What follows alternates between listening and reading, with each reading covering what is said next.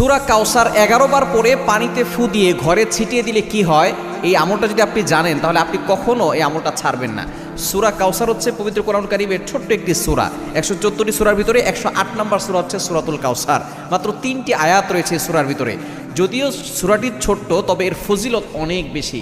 আপনি যদি সূরা কাউসার 11 বার পড়তে পারেন, কিভাবে আমল করবেন আমি বলে দিব, তবে কি কি উপকার পাবেন সেটা আমি বলে দিচ্ছি। নাম্বার 1, 1 নাম্বার হচ্ছে এই আমলটা করার মাধ্যমে আল্লাহ তাআলা আপনার ঘরের সকল অভাব দূর করে দিবেন। দ্বিতীয় নাম্বার হচ্ছে আল্লাহ পাক রব্বুল আলামিন আপনার ঘরের ভিতরে বরকত দান করবেন।